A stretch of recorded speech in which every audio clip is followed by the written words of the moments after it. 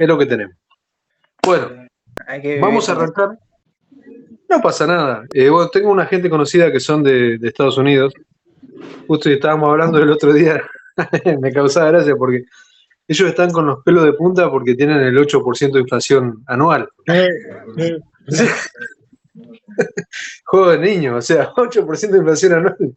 Cosita. Juego de niño, escúchame, cara. No pueden entender cómo sobrevivimos, ¿eh? Como que no les entra en la cabeza. Como, bueno, ¿qué hace? Vamos a arrancar hablando un poquito de lo que es la contrarreforma. ¿Se acuerdan que hay un primer mapa conceptual que yo les envié? Que vimos una parte la semana pasada cuando vimos lo que era el manierismo, en donde se hablaba de la reforma. Bueno, hoy vamos a hablar de la contrarreforma. Vamos a empezar hablando de la contrarreforma. La contrarreforma, o sea, vieron que en la física hay una ley que dice que cada acción genera una reacción igual y opuesta, ¿no? Bueno, sí. La contrarreforma vendría a ser la reacción que se genera en la Iglesia a partir de la reforma protestante que propone Lutero. La Iglesia recibió un golpe muy fuerte con estos cuestionamientos que hace Lutero, y bueno, necesita, ¿no? Eso hizo temblar un poco las bases de la Iglesia y necesitó como empezar a repensar un montón de cosas, ¿sí? Reorganizarse. Esta reorganización se manifiesta en forma de concilios. Los concilios, imagínense, vendrían a ser algo así como asambleas con los grandes representantes de la Iglesia, ¿no? Los papas, los cardenales, los personajes más importantes, más jerárquicos, digamos, de lo que es la estructura de la Iglesia. Y hay varios concilios a lo largo de casi un siglo. Hay unos cuantos, yo no recuerdo ahora, creo que son 14, 15. Hay algunos que son más importantes que otros. Y hay un concilio en particular que se conoce como el Concilio de Trento, ¿sí? En el cual medio que ya se empezó a marcar un camino para lo que iba a ser la contrarreforma. Este movimiento, insisto, que se genera como reacción a la reforma, ¿no? Entonces, bueno, esta contrarreforma de alguna manera trataba un poco de recuperar los fieles que se habían perdido, ¿no? Con la reforma. Y en este Concilio de Trento se toman algunas decisiones como, por ejemplo, esto de la lucha contra el protestantismo. O sea, se le declara la guerra, ¿sí?, a la iglesia protestante. Ellos están de aquel lado, nosotros estamos acá. Y va a surgir lo que se conoce como la Inquisición. ¿Alguna vez habrán escuchado o habrán visto en las películas esto, por ejemplo, que quemaban brujas, ¿no? Que perseguían herejes? Bueno, era como una especie de brazo armado de la iglesia. Después teníamos la consolidación de algunas órdenes y el surgimiento también de nuevas órdenes vinculadas al ala más progresista de la Iglesia, a la parte un poco más austera, como los jesuitas. ¿Sí? Los jesuitas van a tener mucha incidencia en América. ¿Se acuerdan cuando hablamos de por qué Constantino había elegido al cristianismo como la religión oficial de Roma? Bueno, era porque tenía un mensaje de austeridad y de misericordia y de compasión. Bueno, la Iglesia dice, tenemos que retomar un poco eso. ¿Quiénes representan ese mensaje hoy? Y los jesuitas, ¿sí?, los franciscanos, ese tipo de orden. Entonces, es como que se reposicionan políticamente dentro de lo que es la estructura de la Iglesia. Y hay otra decisión que se toma que tiene una influencia directa en lo que es la arquitectura, que es la idea de que el arte sea un instrumento de comunicación para la cultura cristiana. ¿Está bien? El arte va a pasar a ser un instrumento de comunicación, ¿sí? Ahora bien, el tema es cómo va a funcionar esa comunicación. Yo les mandaba hoy, entre las cosas, a lo último, una de las últimas imágenes, les mandaba una foto de una pintura del pintor más célebre de lo que es el barroco, que se llama Caravaggio, ¿sí? Que es la pintura, se llama la Pasión de San Mateo, ¿sí? ¿Ustedes pudieron verla un cachito, la pintura? ¿Pudieron verla un poco?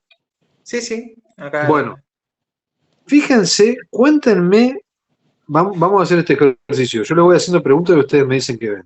Sí. Okay. Díganme, ¿qué les parece que está pasando en esa pintura?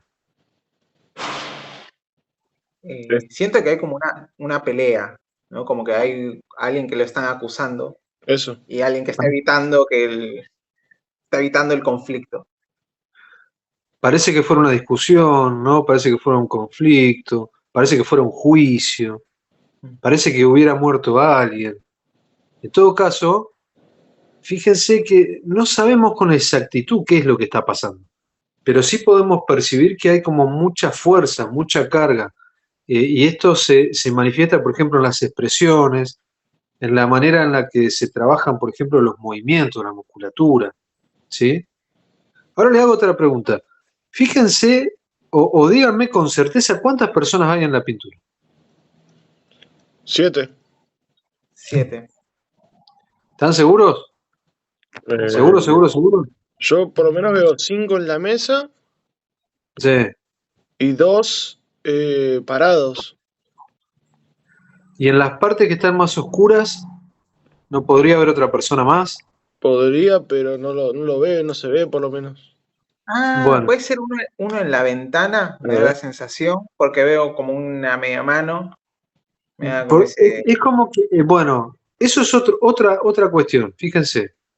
No es claro qué está pasando, no es claro exactamente dónde empieza y dónde termina cada persona, ¿no? Y esto que decía vos, por ejemplo, Lautaro, parece que hubiera alguien ahí medio como en una ventana, hay Claro. como una mano dando vueltas, ¿no? Hay como cosas que no están del todo claras, ¿sí? Y hay también, aplica Caravaggio, y en realidad una técnica muy común en lo que va a ser el barroco, la técnica que se conoce como el claroscuro. ¿Sí? ¿Qué es el claroscuro? Es deliberadamente dejar algunos lugares como en sombra y otros, digamos, muy iluminados, ¿no? Entonces, de esta forma genera un efecto, un contraste, un movimiento, y suma a esta idea como de la subjetividad general, ¿no? Que tiene la pintura. ¿Qué es lo que quiero decir con esto? Fíjense que esta pintura no tiene nada de racional, ¿no? O sea, no podemos racionalmente o científicamente entender qué está pasando, cuántas personas hay, si en la parte más oscura si es una ventana, si es un muro, ¿no? Existe deliberadamente una intención de hacer que la pintura sea ambigua, ¿sí? ¿Y esto por qué es? Porque esta comunicación que va a proponer la contrarreforma a partir del arte no está dirigida a la cuestión racional, sino que está apuntando a generar un impacto emocional en las personas. ¿Se entiende? Sí. ¿Qué ocurre con esto? Perdón, yo de Sí, vuelta. Me perdí lo ultimito. Me perdí lo último. ¿Cómo? este tipo de arte, digamos, no apunta, o el mensaje que transmite no está apuntando a transmitir un mensaje que sea racional, ¿sí? Ujú. Sino que está apuntando a transmitir un mensaje que apunta a lo sensual, a lo sensorial, a lo emocional, ¿sí? ¿Se entiende? Por eso es Sí. tan ambigua, porque cada uno medio que lo interpreta como quiere. Y en realidad no se trata de interpretaciones, se trata de que vos cuando lo veas te impacte.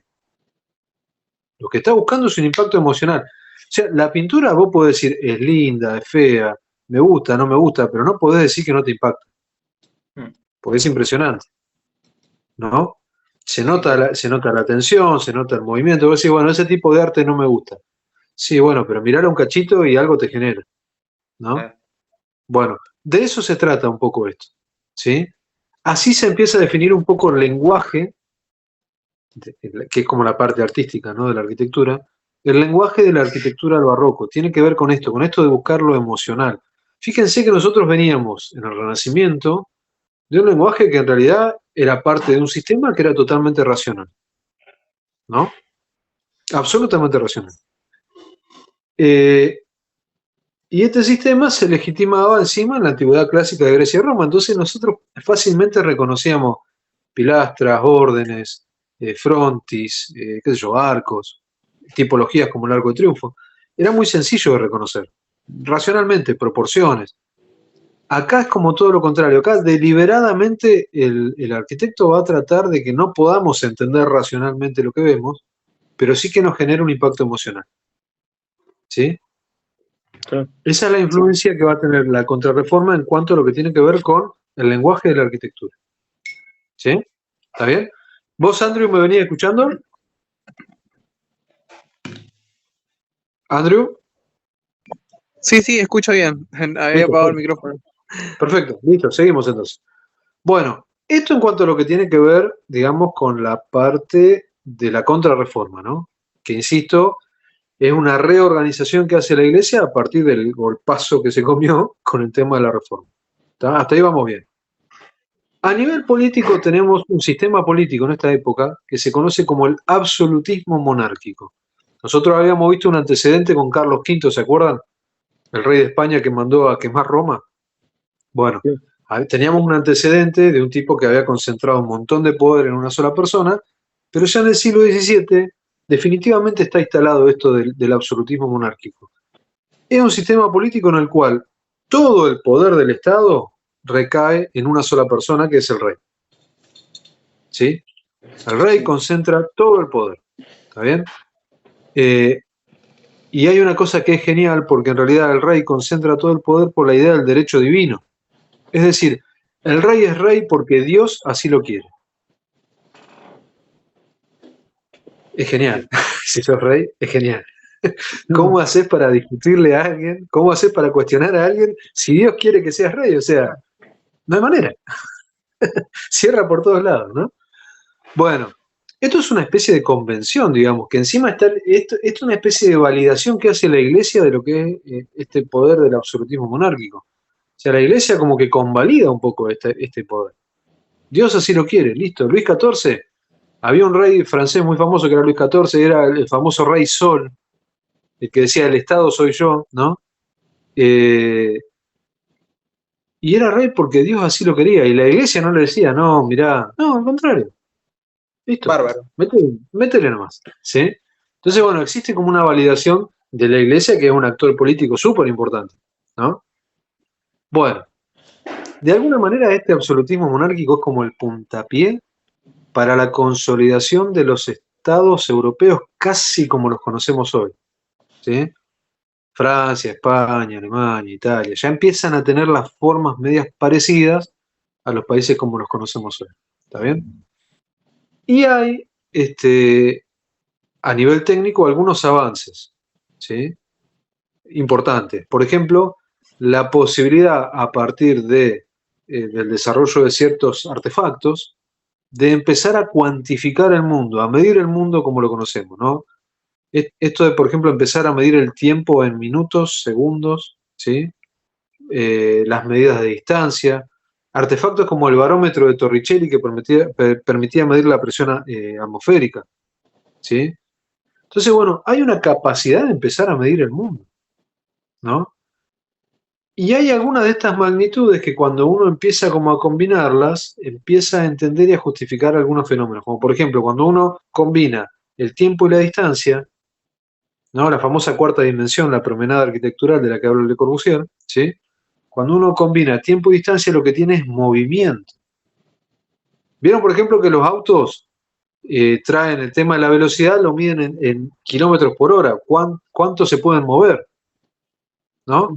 Sí. Entonces, cuando uno empieza a medir ese tipo de cosas, empieza a tener noción de la idea de movimiento. Y el movimiento es uno de los grandes temas arquitectónicos del barroco. Vieron que las fachadas, por ejemplo, del Renacimiento, las formas eran más bien planas. Acá va a aparecer la idea de movimiento, acompañando a esto que decíamos originalmente de que lo que se busca es que la arquitectura te genere un impacto emocional, ¿no? Entonces no es lo mismo algo plano que algo que parece que se mueve, que se te viene encima, es otra historia. ¿Se entiende? Ujú. Bueno, otra cuestión importante tiene que ver Consulta, con... perdón Sí, que interrumpa. Ya para esta instancia, digamos, ya estaba la imprenta, ¿no? Como yo para citarme un sí, cachito. Ah, ok. sí, Sí, sí, va. sí. Ya el tema de los libros ya había dejado de ser la imprenta de Gutenberg es previa.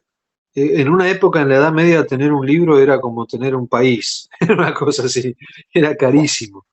Sí, era algo muy, muy, muy valioso. Ya después con la imprenta, y le decían la imprenta de caracteres móviles, o sea, era algo que podía imprimir muy poquito, pero le iban cambiando las letras y imprimía, de Gutenberg. Ya después eso hizo que, por ejemplo, los tratados pudieran imprimirse. ¿sí? Ya Vale, el tema del vale. libro era más accesible para todos. Bueno, Excelente. seguimos avanzando y vamos a ver, hay un pequeño mapa conceptual que habla un poco de lo mismo, ¿sí? De algunas ideas del mundo barroco que plantea Alonso Pereira. Él habla, por ejemplo, de que el mundo barroco se puede diferenciar en varios mundos. Por ejemplo, hay una especie de mundo artístico en el cual tenemos la idea de escenografía, ¿sí? Que tiene que ver, ¿se acuerdan cuando hablamos del juego de las escalas en el manierismo? Bueno, tiene que ver con eso, con que si hay una escala gigante por detrás y una escala más chica, es como si tuviéramos el fondo y la figura. Aparece Claro. la idea de la escenografía. También en el mundo artístico, este recurso que veíamos hoy que viene de la pintura, está el tema del claroscuro. Esto que hace Caravaggio en los cuadros también lo van a hacer los arquitectos en el espacio interior de los edificios. Esto de generar deliberadamente espacios que quedan en sombra y que no se ven. Eso lo van a hacer también los arquitectos en el interior. Eso es lo que tiene que ver con el mundo, digamos, de lo artístico. En el mundo espacial tenemos esta cuestión de lo que hablábamos recién, lo del movimiento, ¿no? Esta posibilidad de atomizar tiempo y medir el tiempo, de atomizar el espacio, y esto nos da la noción de movimiento. Y en lo que tiene que ver con el mundo de la forma arquitectónica, como le dice Alonso Pereira, acá tenemos, por ejemplo, la influencia de esto del movimiento, ¿sí? La influencia del claroscuro, que también define formas, ¿no? La influencia de la luz proyectada en los objetos define formas, ¿sí? Y después que existe como una lógica en la concepción formal barroca, que es la de alejarse de la claridad renacentista. O sea, deliberadamente no quiero ser claro, ¿sí? Lo que quiero es todo lo contrario, es ser ambiguo y generar emociones. No quiero que imagínense que nosotros vemos un edificio renacentista, lo vemos 2 veces y dibujamos la fachada, ¿no? La idea es que ahora vos lo veas y te cueste entenderlo. Es más, que no necesites entenderlo, que no sea importante entenderlo.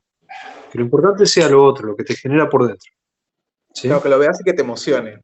Me imagino. Exactamente, tal Claro. cual, Ángelo. Ah, Eso Como es. una pintura, básicamente. Como la pintura, todo funcionaba así, la música también funcionaba así, todo funcionaba así. En esta época, por ejemplo, teníamos la música de Bach. ¿Cuál era el objetivo de lo que hablamos hoy, esto del Concilio de Trento? O sea, que el arte sea una herramienta para empezar a recuperar fieles. ¿Cómo lo voy a recuperar? ¿Explicándoles algo? Y no, porque las explicaciones racionales de lo que venía haciendo la Iglesia no van a funcionar. Racionalmente no se puede explicar. Entonces, ¿a qué apelo? A la emoción. O sea, tengo que tocar esa cosa humana que no puede explicarse, activar esos mecanismos, ¿no? Esos dispositivos de la emoción, para que, bueno, sientan que más allá de las contradicciones de la fe y todo eso, bueno, que no, que es por ahí. Y que se acerquen de vuelta a la iglesia. ¿Sí? Bueno, vamos a ver ahora un poquito de urbanismo. Acá sí tenemos urbanismo y el urbanismo barroco es muy importante. Hay un concepto que define el urbanismo para Alonso Pereira que dice que la ciudad es un gran escenario, la ciudad barroca, ¿no? Es un gran escenario donde la arquitectura dialoga. ¿Sí? La ciudad es un gran escenario donde la arquitectura dialoga. La arquitectura casi como actores. Podemos hablar, bueno, de teatralidad, de escenografía, ¿no? Que están vinculados a este concepto. Y hay algunos elementos urbanos algunos que se van a consolidar, algunos que van a aparecer nuevos, ¿no? En lo que es el urbanismo barroco. Tenemos la calle, que ya existió siempre, la escalinata, que anticipaban, ¿se acuerdan que habíamos visto en la plaza que hace Miguel Ángel? ¿Sí? Que tenía esa escalinata. La plaza que es un elemento que existió siempre, pero tiene algunas particularidades ahora en el barroco. Y aparecen algunos elementos nuevos, como el paseo, el jardín o el parque. Y estos elementos nuevos tienen una particularidad que es muy propia del barroco, que es que empiezan a diseñarse y a definirse por arquitectura pétrea, como dice Alonso Pereira, que en realidad sería la arquitectura de piedra, la arquitectura construida, y arquitectura vegetal, que sería el paisajismo. ¿Sí? Entonces yo les hacía un esquemita y les mandaba fotos, como ejemplo de esto, de el Paseo del Prado, ¿sí? Que está en España, de Juan de Villanueva. El Paseo del Prado es un edificio, en realidad es un paseo, que está definido por, digamos, la escala espacial está definida por todo el arbolado que está alrededor. Vieron que Brunelleschi definía la plaza, por ejemplo, con toda una logia, ¿no? Con una galería. Bueno, acá lo que define el espacio en realidad es el elemento vegetal. ¿Está bien? Y adentro de ese espacio tenemos diferentes, por ejemplo, fuentes, estatuas. Y eso es lo que marca las tensiones. ¿Sí? Entonces fíjense que es como un escenario definido por el elemento vegetal con tensiones que están generadas por la arquitectura construida. Fíjense cómo se combinan las dos cosas, ¿no? Cómo empieza a ser importante lo vegetal en el barroco, ¿sí? Y con respecto a la plaza, existen diferentes modelos o tipos según donde estemos, ¿sí? El barroco tiene diferentes manifestaciones. Vamos a repasar 3 casos. Vamos a ver la plaza italiana, la plaza francesa y la plaza española. La plaza italiana tiene una característica que ahora la vamos a ver cuando veamos el plan de Sixto V. ¿Por qué? Que siempre la plaza italiana se hace frente en general a un gran edificio que en general es una iglesia. ¿Sí? Es como que siempre la plaza italiana se genera frente a una iglesia. Y es un espacio, entonces, que tiene un significado, digamos, que está ligado a lo sagrado, no a lo sacro, ¿sí? O al mundo cristiano. ¿Está bien? Está cargado, digamos, con ese componente cristiano. En la plaza francesa, y muy vinculado a lo que estuvimos hablando hoy del absolutismo monárquico, la lógica es otra. La plaza francesa se arma, digamos, se define espacialmente con edificios de vivienda en general. Está definida por edificios de vivienda. Yo les mandaba un ejemplo que es la Plaza Dauphin sería. Y se llama la Plaza Real en Inglaterra, ¿sí? La Royal Place. Esta plaza tiene la particularidad que la idea es que desde todos los edificios de vivienda que rodean y que definen la plaza, se pueda ver la imagen, una estatua ecuestre con la imagen del rey, ¿no? De Luis XIV. Como para que no se olviden quién es el rey, el tipo manda a hacer la plaza y él se pone en el medio, jineteando un caballo, ¿sí? Como no sea cosa que se vayan a olvidar de quién es el que manda. Por la duda. Por si acaso. ¿Sí? Por si no quedó claro quién era el rey. Bueno, entonces fíjense que acá el significado es otro, ¿no? Acá el significado está marcado, digamos, de la omnipresencia del rey, ¿no? Está marcado por esta omnipresencia o este poder real, ¿sí? Armar una plaza para que te vean, ¿sí? Bueno, Sí. esa es la lógica de una plaza en Francia.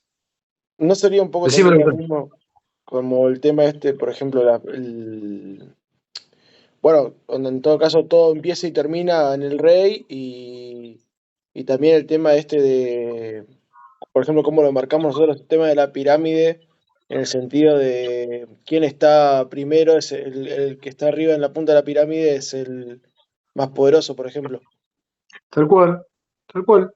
Esto, vos fijate, el significado, la conformación formal, ¿no? La manera en la que se hace de este espacio está vinculado, como bien decís vos, a la estructura social y política del sistema del absolutismo monárquico.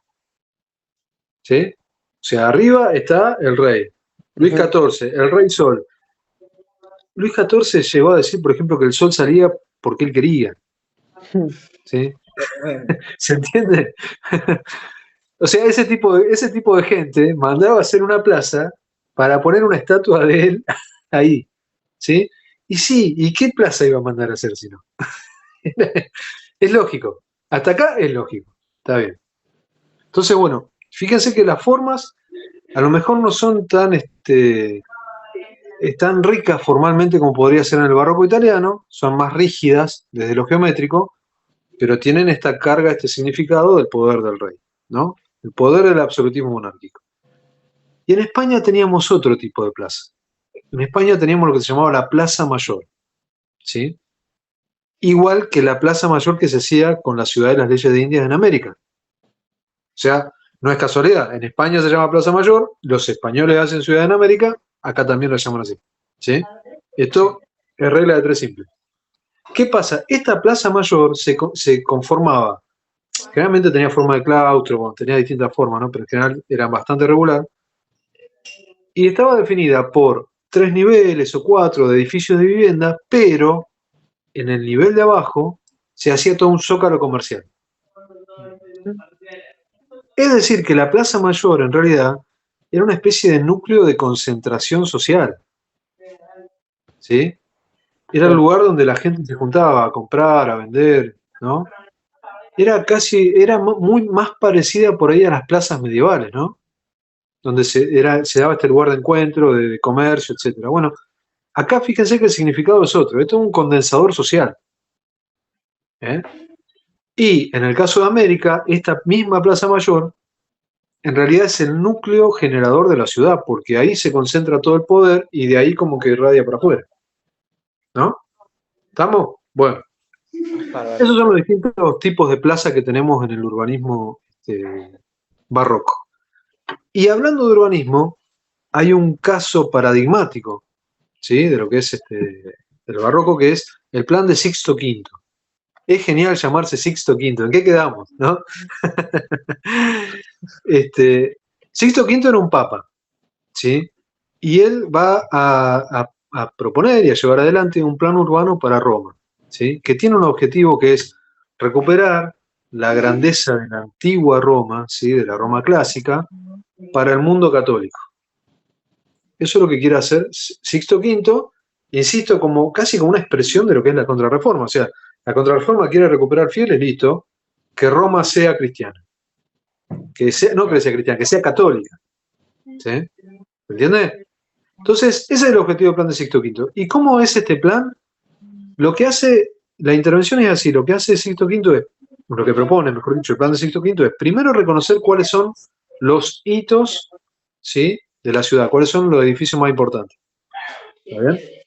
¿Cuáles son, por ejemplo, las iglesias, pero también edificios romanos importantes, ¿no? El Coliseo, ¿no?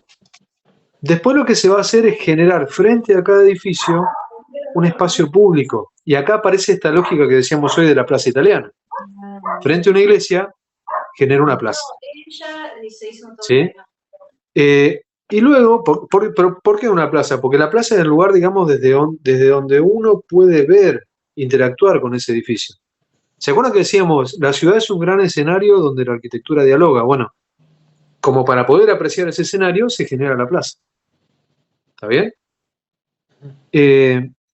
Y una vez que están armadas todas las plazas con todos los edificios, lo que se arma es una estructura, una red vial para empezar a conectarlos. Entonces, se transforma casi en una cosa media turística, ¿no?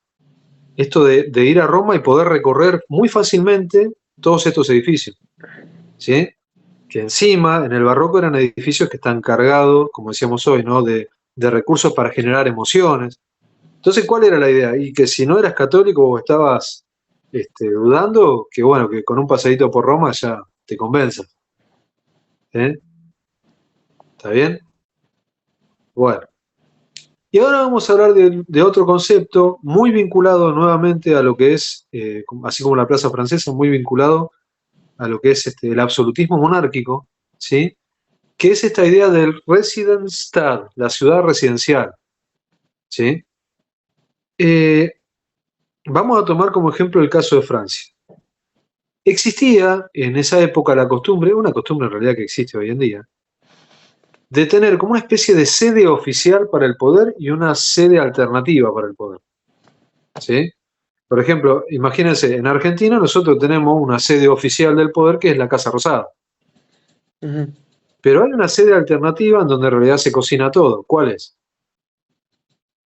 ¿Acá en La Plata? No, la Quinta de Olivo. La Quinta de Olivo. O sea, la sede oficial es la Casa Rosada, pero ¿dónde se cocinan las cosas? En la Quinta de Olivo. ¿No? ¿Se entiende? Hay una sede oficial del poder. Perdimos a uno, perdimos un soldado. A ver si lo recuperamos. Ahí está. ¿Listo? ¿Me escuchás? Listo. Hay una sede oficial. Listo. Hay una sede oficial del poder, por ejemplo, en Argentina, ¿no? Que es la Casa Rosada. Pero el poder se ejerce real en la sede alternativa, que es la Quinta de Olivo. Ahí es donde se cocinan las cosas, digamos. Bueno, esto mismo pasaba en todos lados, pasaba en esta época de los absolutismos monárquicos, pasaba en Francia. Hay una ciudad capital, que es París, ¿sí? Hay una sede oficial del poder, que es el Palacio de las Tullerías, pero también hay como una sede del poder alternativo, ¿sí? Que vendría a ser esta ciudad residencial, que en el caso de Francia va a ser el Palacio de Versalles, ¿sí? O sea, en París, Luis XIV recibía comitivas, ¿no? Hacía como actos protocolares, las cosas que fueran como más oficiales. Pero cuando él quería definir algo, o cocinar algo realmente, eso se hacía en Versalles, ¿sí? Bueno, y esto de Versalles es un tipo de palacios suburbanos que nacen en realidad en una tipología de palacio que existía en la época que eran como cotos de casa, eran palacios con cotos de casa. Muchos nobles acostumbraban a tener, así como en las afueras de las ciudades, una especie de quinta, ¿no? Un lugar grande, que era en realidad un palacio con unos caminos que se le llamaba pata de oca, porque era un caminito derecho y que le salían diagonales, parecía la patita de un pájaro, ¿vieron cuando deja la huella? Sí. Y lo que hacían ahí en realidad iban a cazar. Iban a caminar, iban a pasear, le sacudían a las perdices, y ese era era el deporte que hacían los nobles de la época. Bueno, esto mismo se quería hacer Luis XIV. Lo que pasa es que él no quería que fuera chiquito. Él quería que fuera grande, muy grande. ¿Sí? Porque el sol sale porque él quiere. Entonces tenía que ser bastante grande el palacio de Versalles. ¿Sí? Y esto es una intervención que no es espacio público, porque en realidad no es que no era público, si no se podía ir ahí. Y no es una ciudad tampoco, porque en realidad es un palacio con un jardín gigante. Lo que pasa es que la escala de la intervención es kilométrica, ¿sí? Entonces es como que termina siendo una ciudad de jardines. ¿Está bien? Claro, eso iba a preguntar, porque es como, aunque es un palacio, pero tiene una escala bastante importante como para poder confundirla con una escala casi urbana. El palacio, si vos ves en la escala de la intervención, el palacio es una rayita después. Ah, mira. Es una manchita chiquitita, ¿viste? Y vos ves la escala en la intervención y es gigante. El tema es que esta intervención, digamos, tiene algunas particularidades. Imagínense que esto se hace en un terreno que es un bañado casi, ¿sí? Para hacer este Palacio de Versalles, por ejemplo, se desviaron cursos de agua, ¿sí? Imagínense que es como comprar un campo y rellenarlo, ¿sí? Y esto, bueno, trajo un montón de costos económicos, sociales, porque esto lo pagaba la sociedad francesa, costos ambientales porque se transformaron territorios, ¿sí? Y lo que representa de alguna forma, o sea, la intervención es relativamente sencillo, o sea, es un palacio que parece una viborita así, que en el centro del palacio se despliega una especie de eje que se proyecta al infinito porque es la proyección del poder infinito del rey, ¿no? Ese eje pasa exactamente por la habitación de Luis XIV, como para que no queden dudas de cómo viene la cosa, ¿sí? Y se proyecta y alrededor del palacio hay una geometrización total de la naturaleza, o sea, hay un montón de jardines que son perfectos, geométricamente hablando. Y esto representa el dominio del rey sobre la naturaleza, que el deseo del dominio del rey se ejecuta. O sea, ¿por qué se hace esto? Porque el rey quiere que se haga. Porque sí, porque él quiere. ¿Sí? Ahora, como yo les contaba antes, esto tiene enormes costos económicos, porque imagínense, esto es carísimo, ¿sí? Ambientales y sobre todo sociales, ¿sí? Porque, bueno, esto lo pagaba la población francesa. O sea, esto se hace a costa de hambrear al pueblo. ¿Y saben cómo terminan estas cosas después? En revolución. Sí, esto termina en revolución y ahorcamiento Tal de todas cual. Sí, maneras. que fue lo Eso, que pasó y bueno, eso, eso es lo que vamos a ver la clase que viene, tal cual. Esto, a toda la gente puede hacer muchas cosas, pero cuando no aguanta más, la porque cosa termina. yo o sea, no me acuerdo muy bien, pero yo no me acuerdo porque yo me acuerdo que vi documentales del tema de Francia y me acuerdo que Francia estaba en un problema tenía muchos problemas de hambruna y de Sí, enfermedades y estaban básicamente los ricos comiendo y tirando comida cuando la gente estaba cagando de hambre y haciendo también este Tal tipo de cual. cosas, básicamente. Y era como, tu Así gente se termina caga de la cosa. hambre. Tal cual, tal cual. ¿Eh? Eso, bueno, eso es lo que vamos a ver la clase que viene. ¿Sí? Eso termina, consulta así, Lea, con María Antonieta, ¿no? ¿O no? Eso. Sí, No. pero arranca con la toma de la Bastilla. Ah, Y ok. después sí, ruedan cabezas de las que se te ocurre. Es una bola de nieve, una vez que se inicia. Es más, después de la Revolución Francesa hay un periodo de 10 años que se le conoce como la década del terror, ¿sí? Porque, o sea, imagínate, es una olla a presión que está reventando 10 años de revolución, ¿viste? De que no existan bandos claros, de que la cosa no se ordene, hasta que viene la intervención de Napoleón, que para algunos es como el gran restaurador, ¿sí? Que ordena, pero que después también se entusiasma y se va de mambo, ¿sí? Pero bueno, esto es así. Bueno, hasta acá, Andrew, ¿vos me escuchás? Sí, Andrew, sí, escucho listo, perfectamente. genial, perfecto. Bueno, vamos a hablar ahora un poquito de arquitectura. Ya vamos a ver la última parte de la clase. Hay un concepto que tira Alonso Pereira que está muy bueno, que define muy bien lo que es la arquitectura del barroco, que él dice que la arquitectura del barroco es una arquitectura para los sentidos. ¿Sí? ¿Vieron esto que estábamos hablando hoy de una arquitectura emocional, sensual, sensorial? Bueno, es una arquitectura para sentirla, no es para pensarla. ¿Está bien? Bueno, y hay algunos conceptos arquitectónicos, ¿sí?, que se relacionan con esto, como por ejemplo lo que decíamos hoy, esto del movimiento, ¿no?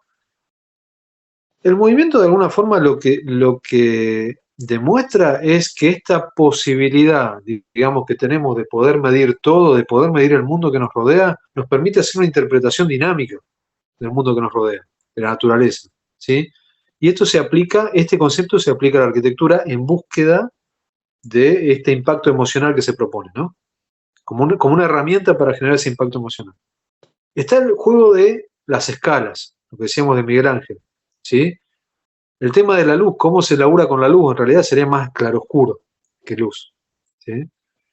Y después, bueno, el tema del ilusionismo, ¿sí? El tema del engaño, de hacernos creer algo que no sabemos bien qué es, ¿no? De ocultarnos cosas, un poco lo que veíamos en la pintura de Caravaggio, de que no sepamos con precisión algo cómo es.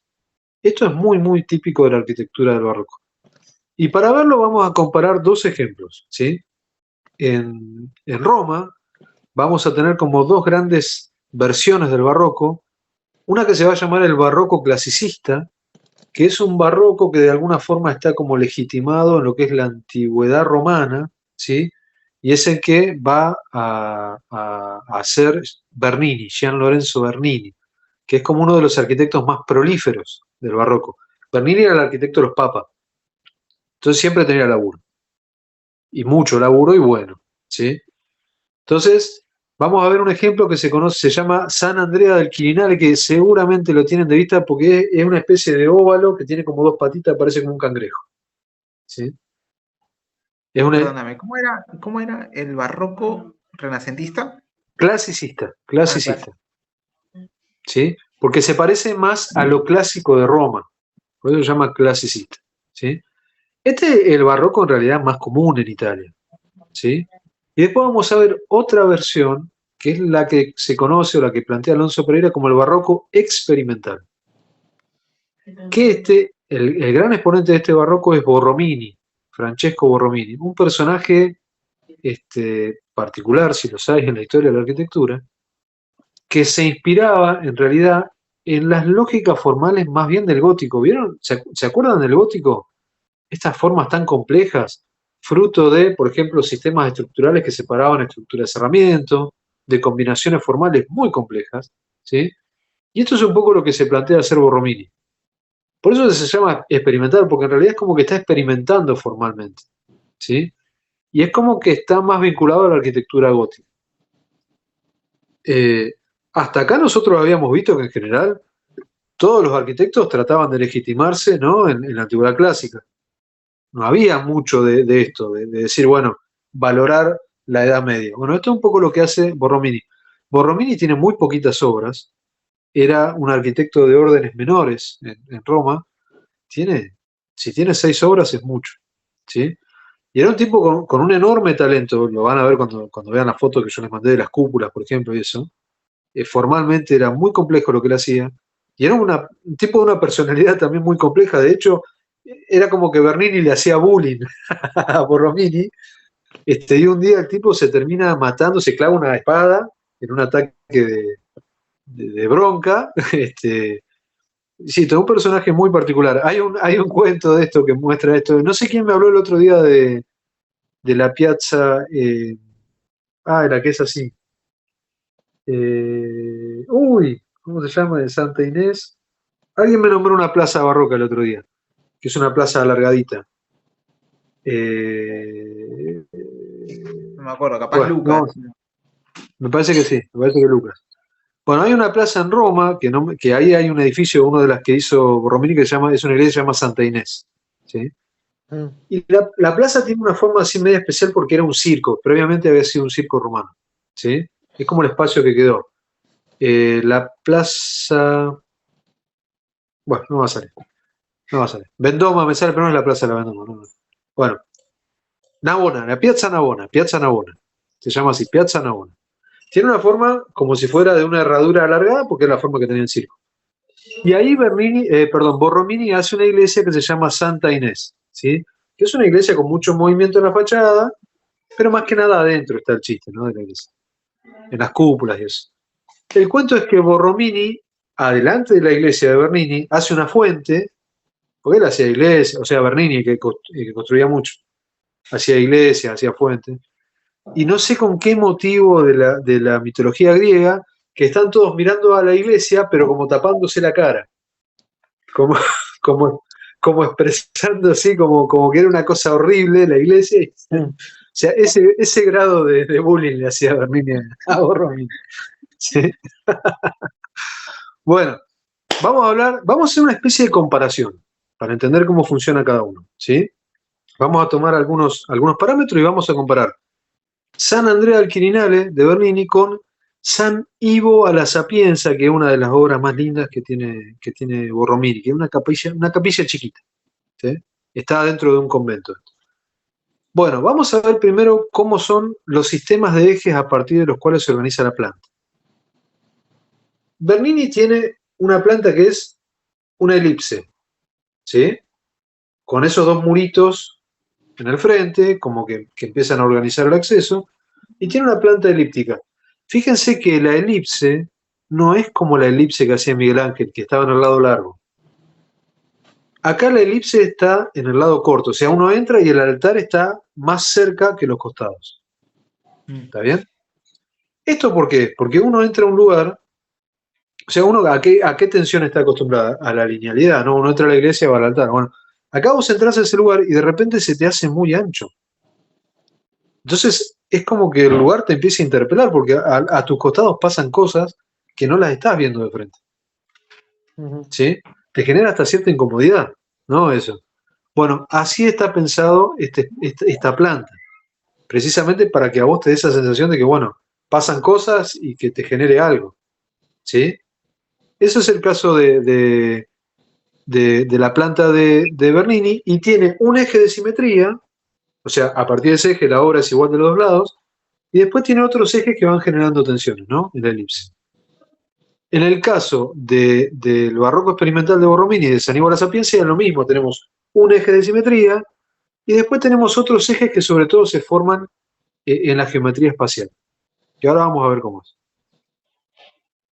La geometría espacial del caso de Bernini es una elipse. ¿Se acuerdan la que vimos, la de Miguel Ángel, que eran los dos centros, ¿no? La tensión, en este caso es como que la tensión te cruza, ¿sí? Te cruza lateralmente. Esa es la geometría que él propone. Dos centros, tensión, ¿sí? Y formas cóncavas. ¿Está bien? En el caso de Bernini es otra cosa, mucho más compleja. Voy a buscar un dibujito a ver si los tengo, porque creo que si nos muestro un dibujito por ahí se entienden. Bernini arma el espacio así, miren. Primero,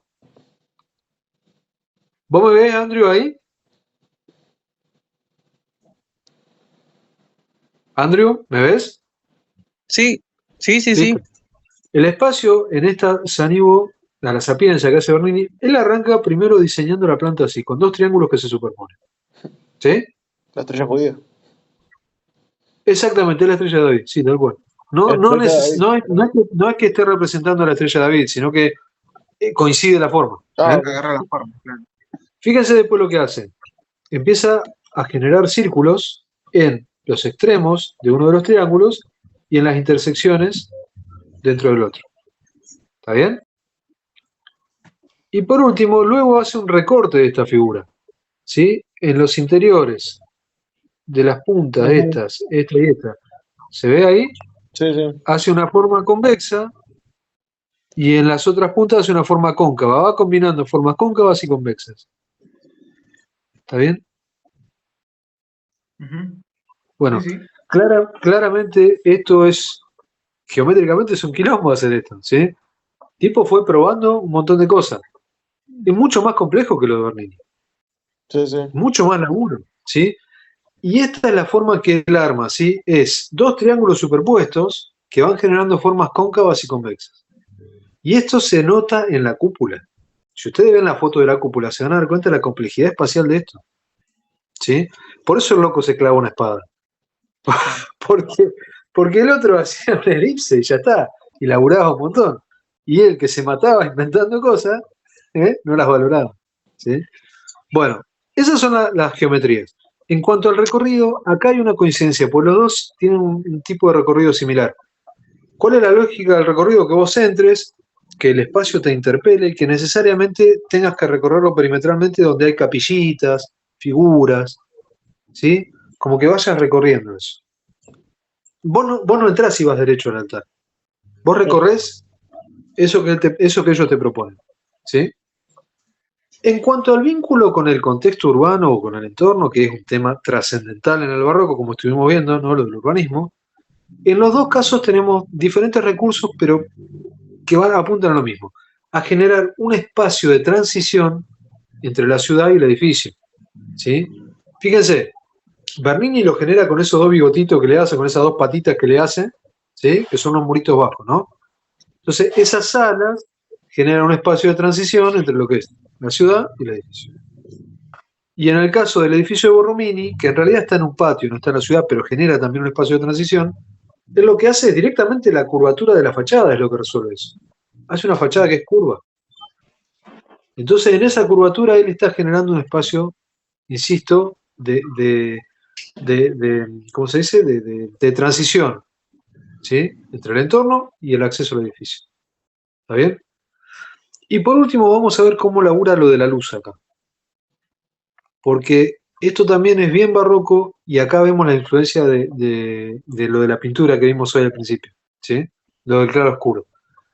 ¿Cómo funciona la iluminación de estos edificios? Estos edificios son bastante cerrados y la luz entra cenitalmente por un elemento que se llama linterna. Entra por arriba, ¿sí? Si ustedes ven la foto de la cúpula de Borromini, se nota que la luz entra por arriba. Entonces, ¿qué ocurre? La luz entra y por reflexión, ¿sí? Empieza a rebotar y deja algunos lugares que están súper iluminados, pero deja otros que están oscuros. ¿Está bien? Ujú. Entonces, ¿qué es lo que pasa? Lo mismo que pasaba en la foto, en la pintura. Cuando uno empieza a recorrer ese espacio, hay lugares que están iluminados, vos entrás y lo entendés bien, pero hay otros que están oscuros y que tenés que acercarte y ver qué pasa. Claro. ¿Sí? Está esto de la ambigüedad. Y encima, sumémosle que la luz del sol, ¿no? En todo el día va cambiando, no es siempre igual. Entonces, si uno entra a uno de estos edificios a las 2 de la tarde y entra a las 5 de la tarde, es un edificio distinto. ¿Sí? O sea, estas reflexiones de las que hablamos van rotando y te va mostrando otra cara del edificio y te va dejando otra cosa en la oscuridad. ¿Eh? Es un tratamiento súper dramático de la luz, ¿no? ¿Se entiende? Sí, sí, sí. Ustedes imagínense que solamente entra la luz de arriba. ¿Eh? Mejor dicho, la mayor cantidad de luz entra por arriba. ¿Sí? Bueno, Muy, muy hasta acá. sentimental, ¿no? Que la luz te caiga, ¿no? Directamente. Y bueno, lo que pasa, vos fíjate, es lo mismo que hacen los romanos en el Panteón, ¿no? Vieron que el edificio del Panteón romano tiene solamente un agujero arriba, nada más. Claro. tiene ese famoso óculo que en realidad hasta está abierto, no tiene, ni siquiera está cerrado, está abierto. Si llueve mucho y, digamos, las condiciones de presión atmosférica del edificio lo permiten, vos te pones ahí abajo y te mojás. Claro. ¿Eh? Pero la luz solamente entra por ahí. Eso ha sido espacios muy fuertes, ¿no? Que son espacios que están destinados a lo que es la fe, a lo que es la religión. ¿Eh? En general no son espacios destinados al uso humano. ¿Sí? Bueno, por hoy, chicos, esto es todo. La clase que viene vamos a ver lo que es siglo XVIII, vamos a ver las revoluciones. Y bueno, ya habíamos quedado, voy a revisar la libretita, habíamos quedado con a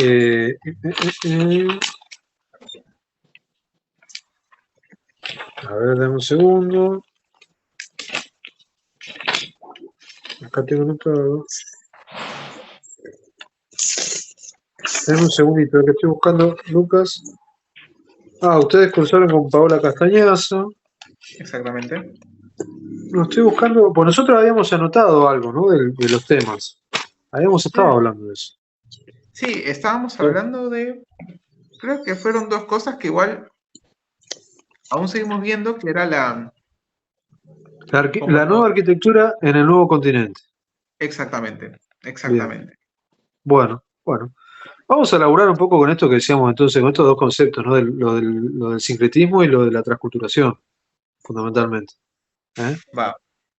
Hay una cosa que es interesante que ya se las anticipo como para que las manejen, lo vamos a ver cuando veamos América, pero tiene que ver con estas lógicas de nuevos centros y nuevas periferias que se van a producir en América. ¿Vieron cuando Cortés llega a Tenochtitlán, ¿no? Y va del Imperio Azteca, cuando puede, digamos, imponerse en el Imperio Azteca? Previo a eso, en realidad, había una lógica de centro y de periferia que estaba definida por el Imperio Azteca como el centro, Tenochtitlán como el corazón y el centro de ese imperio, y toda una serie de ciudades, ¿no? y de civilizaciones que estaban o sometidas o no, pero que pagaban tributo, ¿no? Que eran como la periferia de esa centralidad. El poder era el Imperio Azteca y Tenochtitlán. Y después había una periferia. Cuando, al poco tiempo que llegan los españoles, ¿no? Cuando cae el Imperio Azteca, tenemos otra lógica de centro y periferia. El centro pasa a ser España. Y es como que América queda siendo una periferia de eso. ¿Sí? Y eso es un poco, o sea, hablando del punto de vista militar y político, ¿no? Yo creo que ese es un poco el punto de partida del gran problema nuestro de la identidad, ¿no? Nosotros teníamos una estructura social que se vio deformada, ¿no? Y eso, bueno, donde se inicia el problema de la identidad, que es algo que estamos tratando de resolver hasta hoy en día. Esto de la identidad lo van a ver en Historia 2, en Historia 3, en Arquitectura, en todos lados, ¿sí? En su vida cotidiana. ¿Qué somos? Esa es la pregunta que se van a hacer siempre. Bueno, chicos, vayan. Yo les voy a pasar después algún material, algo como para que empecemos a pensar en esto, ¿sí? Vamos a revisar bien la lámina y vamos a ver. ¿Querés que vayamos, ¿cómo se llama, avanzando con la lámina? ¿Algo? Prefiero que lean. Prefiero que lean. Prefiero que lean y yo les voy a tirar después unas imágenes, unas cositas como para que después arranquen con la lámina. Yo quería hacer una consulta de un ejemplo que no sé si está bien o no, para saber. Que es un ejemplo que a mí me gustó muchísimo, lo vi hace mucho tiempo. La Catedral de San Pablo en Londres, que es del barroco inglés. A ver, Nosotros barroco inglés no vemos. No lo vimos, yo sé. Pero quería hacer una consulta porque... Dale, decime, a ver. Sé que la catedral esa justamente es conocida por una cuestión de que tienen una cúpula que es como que vos, si hablas en una punta de la cúpula a la otra, y se escucha directamente desde la otra punta, o alguna cosa así era. Puede ser. El barroco inglés si esto de Borromini nos parecía complejo, el barroco inglés es impresionante. Tiene algunas cosas que es como que tiene una continuidad con el gótico inglés. Vieron que el gótico inglés era como súper complejo. El barroco inglés también tiene mucho de eso. No Sí, tengo este dato que vos decís de la acústica. sí, A ver, lo voy a anotar acá. yo sé que no es lo que estábamos hablando. Lo que se llama Gabinete de los Secretos, donde lo busqué porque no me acordaba exactamente cómo se llamaba. Pero básicamente se consta en que uno habla en una esquina y puede escuchar lo que habla desde la otra esquina. Bien. Y como estábamos hablando de la cuestión ya no era una cuestión de sentir, no sé si tenía relevancia, por ejemplo. Sí, ¿sabés qué pasa? Que en realidad, sí, no sabría, no tengo presente el ejemplo, tengo que revisar. Pero sí te puedo decir que el barroco inglés probablemente esté un poco más vinculado al protestantismo, Ok, ¿sí? Entonces, no sé si tiene exactamente las mismas lógicas con las cuales se maneja, como es la contrarreforma, ok. ¿eh? O sea, siempre que hablamos de movimientos arquitectónicos, por ahí, a veces cuando uno tiene claro cuál es el objetivo, después decir, bueno, las estrategias son estas, ¿no? Tendría que verificar cuál es el vínculo entre la Catedral de San Pablo y la Contrarreforma. Si se puede verificar eso, que existe un vínculo, entonces sí, Está bien. entonces sí, ¿eh? Yo Sí, tengo algunas dudas, porque en general, viste, en esa época no había medias tintas, no. Igual claro. vieron que en Gran Bretaña coexisten tanto el cristianismo católico como el protestante, por eso han tenido los problemas que tienen históricamente. Mm, Eh, vieron que es así, vieron que siempre los irlandeses con los ingleses siempre se mataban por eso. sí. Bueno, habría que verificar ese dato, ¿eh? ¿Está bien? Sí. Bárbaro. Pero bueno, chicos, por hoy sería todo. Andrew, ¿vos me pudiste escuchar todo? Sí, perfecto. Estuve anotando, solo que como estaba haciendo algunas cosas, apagué la Listo, cámara. tranqui. Escuchame, Andrew, ¿y vos estuviste pensando acerca de qué te gustaría laburar? Sí, era de los espacios colectivos. Estuve viendo Espacio. más de eso. Muy bien. Yo después le voy a mandar entonces algún material, esquemas, ¿vieron? Así como los que hago yo, Ujú. como para que empiecen a pensar en cómo estructurar las láminas y qué conceptos hay que meter, ¿sí? O sea, lo importante de esto, tanto esta arquitectura, esta nueva arquitectura del nuevo mundo, o de los espacios colectivos, que ustedes tengan claramente 5 o 6 paradigmas, ¿sí? Que son como los conceptos principales a partir de los cuales se empieza a estructurar el discurso, ¿sí? Por ejemplo, si hablamos de espacios colectivos, Andrew, claramente un Sí, paradigma para lo que es la parte del Renacimiento es la regularidad. Entonces vos tenés que tener una pelota grandota que diga regularidad. Y de ahí clavás una flecha y mostrás el ejemplo de la Piazza della Nunziata de Brunelleschi. ¿Cuáles son las estrategias y los recursos que él plantea para poder generar regularidad? Y de ahí te vas y hablas de la ciudad ideal y la ciudad real, ideal, perdón, la ciudad real. ¿Sí? bien. ¿Está bien? Y después Sí, de ahí te perfecto. vas y hablas de lo que es el sistema arquitectónico renacentista y mostrás cómo es cada galería. ¿Viste? Cómo Bien, son los movimientos. Bueno, ese es el tipo de construcciones que hay que hacer y así lo vas contando, ¿eh? perfecto. Y lo de ustedes, chicos, tiene otra vuelta, pero es lo mismo en realidad. Tiene otra vueltita muy distinta, pero es lo mismo, ¿eh? Por Bárbaro. ejemplo, nuevo centro de nuevas periferias puede ser